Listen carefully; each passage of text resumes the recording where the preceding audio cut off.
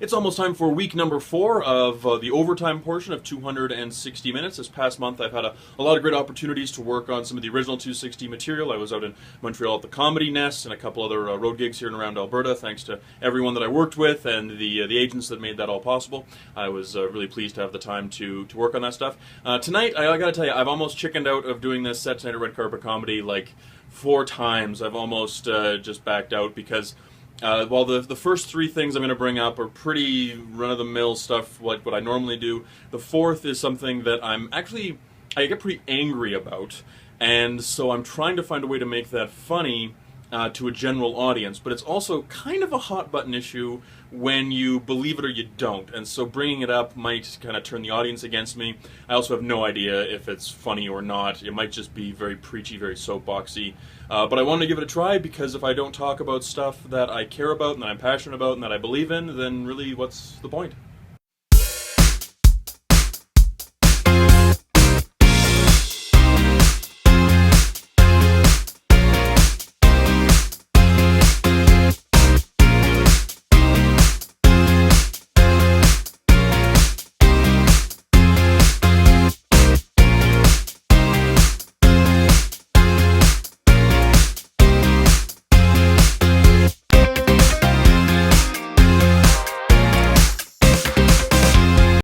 Last night, I got to witness a traffic accident, and I say got to very specifically, because it was the best thing ever. Like, I did nothing, and afterwards, everybody wanted to talk to me. Like, important people, too. Cops were coming down. Like, nothing done, and they wanted to... This must be what the royal family feels like. You know? Like, you're born, and then you're on the cover of a magazine. It was great. And it was a weird situation, too, because, like, normally with a cop, you don't have any information that they don't already have. You know, like how fast you were going? Like, yeah, you already know. It doesn't matter. Like, that's the subtext. But now I had information that police officers needed, so they had to listen to me.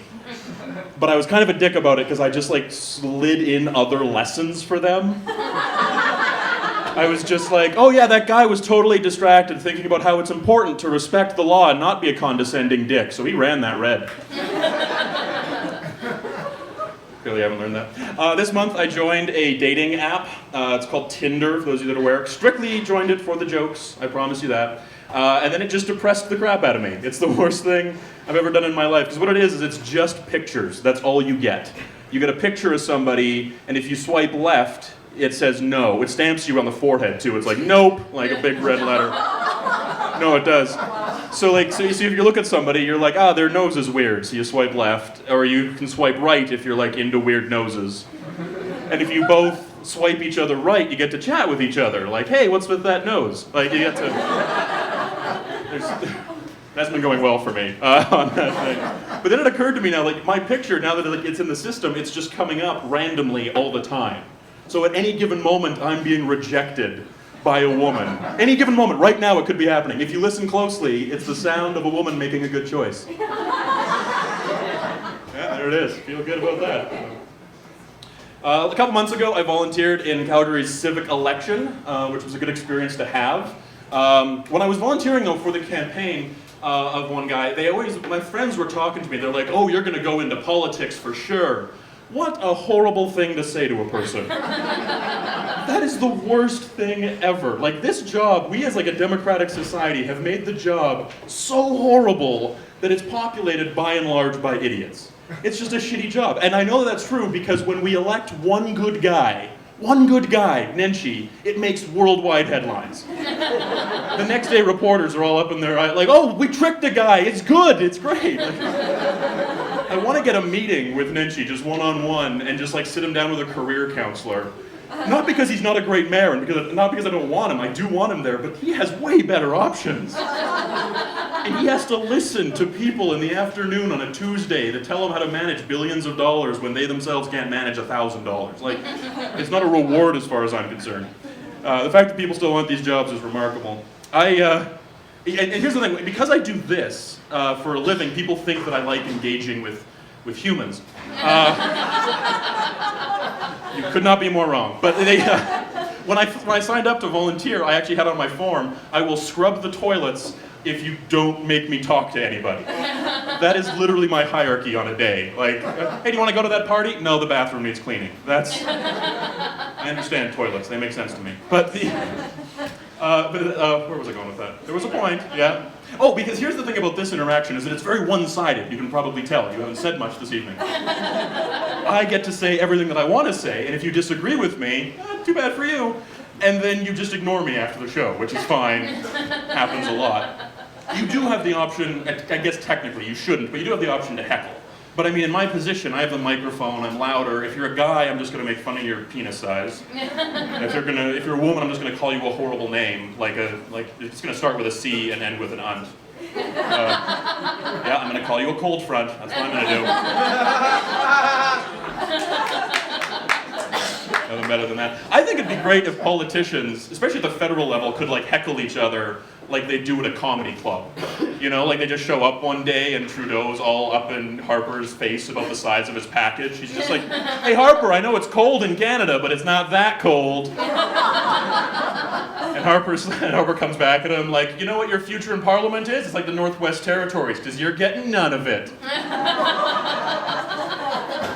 Harper comes back at Trudeau comes back at him. You know what the difference is between Ontario and your bedroom? There's been a beaver in Ontario. Well, yeah, your mom's so fat that she's a staple of the Inuit diet. They're starting to reach there at the end.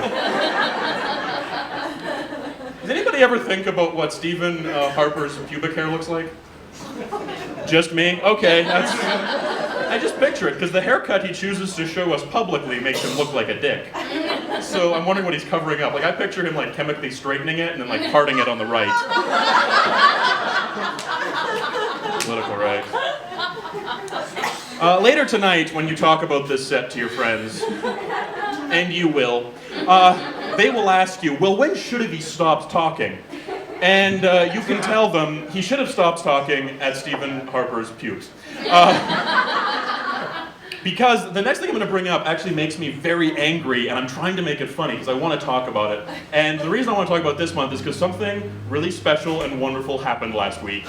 Since then, food has tasted better, the air has been more crisp, the sun has shone brighter, and it happened the moment that psychic and medium Sylvia Brown died. Oh, it is the best moment of my entire life. I'm so sorry. She is a thunder cold front. No, she is. Now I know that already, like, how do you make this funny now? I'm obviously very angry about it. Some people will disagree with me. I get it. But here's the thing. I'm in that situation now where you can't really say anything back. So I get to respond to the arguments that happen a lot about why I think she's a thunder cold front. And why I'm so happy that she's gone. I haven't been this happy since a villain, I haven't been this happy about a villain dying since Hans Gruber died hard. You know, I was just like, yeah, yippee-ki-yay, motherfucker, this is great. I can't even say it without grinning. This is awesome, actually, for me. But you get a lot of arguments when you do this type of thing. Because for me, being a psychic is a lot like somebody coming up to me and saying, I'm a unicorn. It would be great if it was possible. It really would be. It would be amazing, but we just medicate those people. That doesn't come into this. So some of the arguments that people come back at me with is that they only do the psychic thing for fun. Okay, I get it. You want to, get your palm read or something. I guess that's fun. But there's the internet, and your palm can be used way better. There's much better use. Have you seen movies lately? Things blow up. There's explosions, and you want to go find out that maybe you're going to get an important email next week. Like it's kind of a waste of time.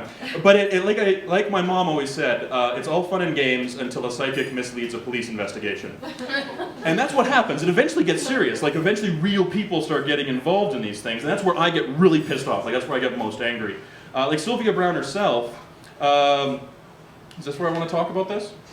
Yeah, Sylvia Brown herself actually consulted with grieving families over their kidnapped children, and she got it wrong more than once, which is interesting to me. There was one time, it was heavily documented, I can show you the websites, where, legitimate ones, not like, supernova.net or whatever, legitimate ones where she said that a kid had died after he was kidnapped, he was killed. They found him a few years later, living well and happy and fine.